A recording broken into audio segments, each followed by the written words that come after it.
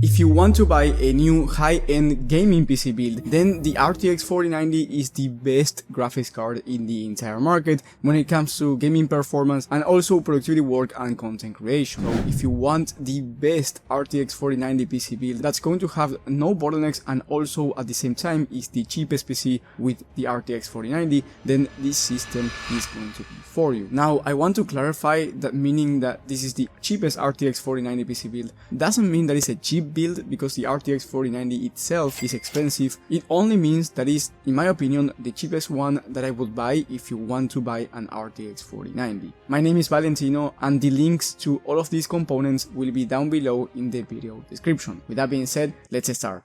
So first, I want to talk about the CPU. Here you get the Ryzen 7 7800X3D, which is arguably the fastest CPU in the entire market for gaming, and it's a great pair if you want the RTX 4090 because it will have no bottlenecks, so you will not be limiting your RTX 4090 level of performance by choosing the wrong CPU. With this CPU and GPU combo, you can achieve the highest FPS in any game at any resolution, but for example, if you want to play esports titles, then you can expect 240 plus FPS on average at 4K resolution competitive settings. If you lower the resolution to 1440p or 1080p, you can expect 360 plus FPS or even 500 plus FPS on average depending on the exact game and the settings. If you want to play high demanding AAA titles, I will talk about those type of games in a second. For the CPU cooler, you get the Thermalright Phantom Spirit. This is a great air cooler for the Ryzen 7 7800X3D. You definitely do not need anything more than this if you want to cool down the CPU. It is a very power efficient CPU as well, so in my opinion, in terms of price to performance, this is the best CPU and CPU cooler combo. Now, you also need a capable motherboard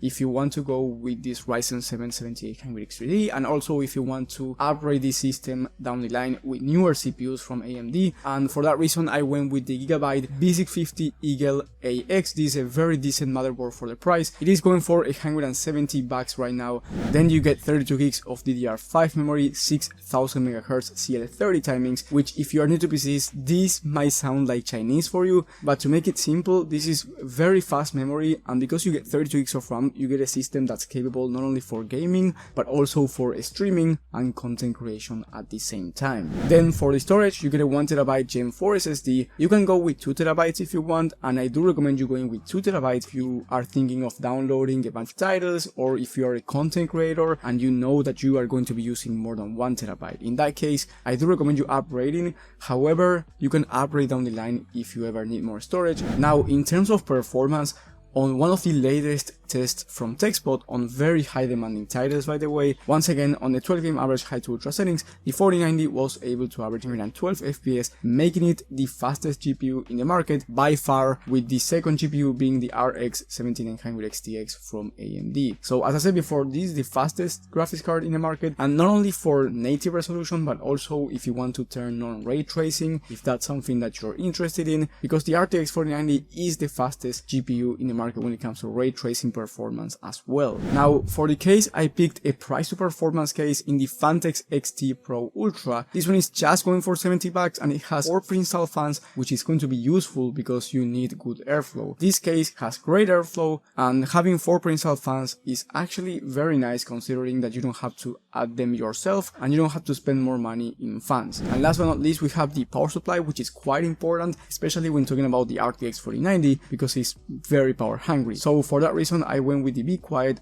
Power 12M. This is a 1000 watt power supply, 8-tier rated unit, so really good quality, going for $130. In my opinion, the best quality cooler for the price because it's 8-tier. Now, the total price for this system is $2,638 when I'm recording this video. Maybe when you are watching this, it's more expensive or maybe it's cheaper depending on the deals that you see. That's why I do recommend you checking the latest prices and availability down below in the description. And I do have some potential upgrades, and also I do have some potential downgrades in case you want an RTX 4090 and a PC that's even cheaper than this. So I will talk about that right now, but before doing that, I want to say that if you are finding valuable information, leave a like and subscribe. It's going to help the channel a lot, and trust me, it goes a long way. Now, if you want to make this PC cheaper for around $90 less, you can get the Ryzen 7 7700 and stick to the AMD stock cooler. Now, do I recommend you making this downgrade? downgrade? To be honest, my answer is no, because if you are going to buy an RTX 4090, I don't think you should cheap out the CPU,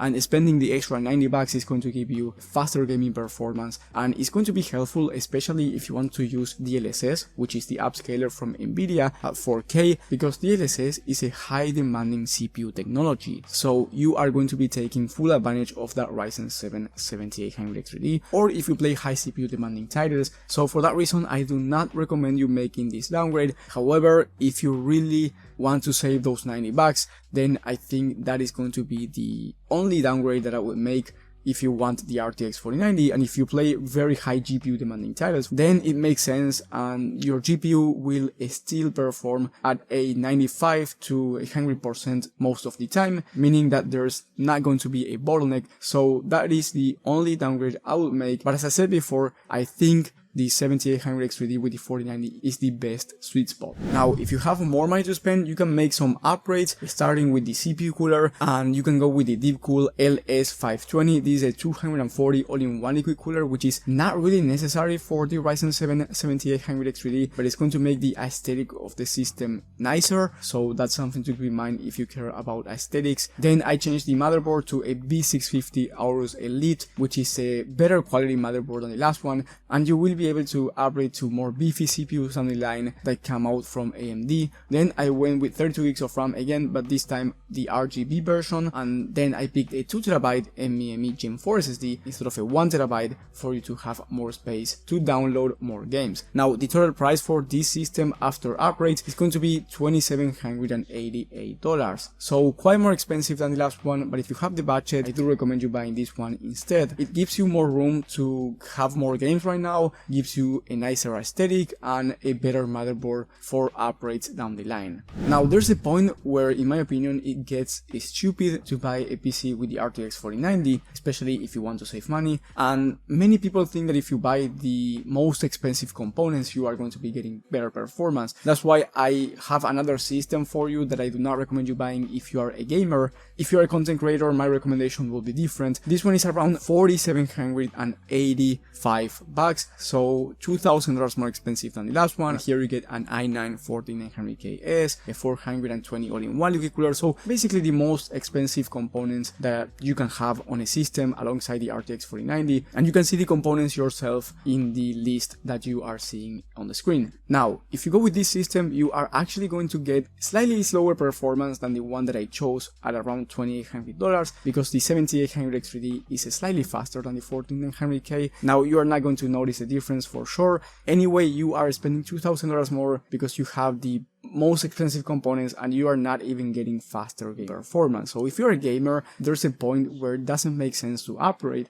And I hear many people saying that you shouldn't cheap out on anything if you have the RTX 4090, which is true to a certain extent. As I said before, I wouldn't recommend cheaping out on the power supply or CPU or any of that. I do not recommend you cheaping out on those components, but once you have capable components to keep up with the RTX 4090, I think having more expensive components is not going to make the level of performance faster. Therefore, you're just wasting money if you are only going to do gaming. As I said before, if you're a content creator, then my recommendation is different, because if you're a professional creator, then yes, having an i9 and then having more RAM, more storage, then it's going to make sense. But for gamers, it doesn't. So if you want an RTX 4090 and someone tells you that you need to spend at least $3,500 or $4,000 for a PC around the 4090, they are wrong. And of course, if you have the budget to buy, then sure, spend $4,000 if you want. Get better aesthetics or have a PC that has more storage and more RAM and those fancy things, but it's not going to make your gaming performance better. If you need personal PC help, in the top link in the description you can join my PC community, and if you have a different budget for a PC build, you will have my video on the best gaming PC builds of the month for 1080p, 1440p and 4K resolution for different budgets in the top right of the screen. Thank you guys for watching, thank you for the support, and I will see you on the next one.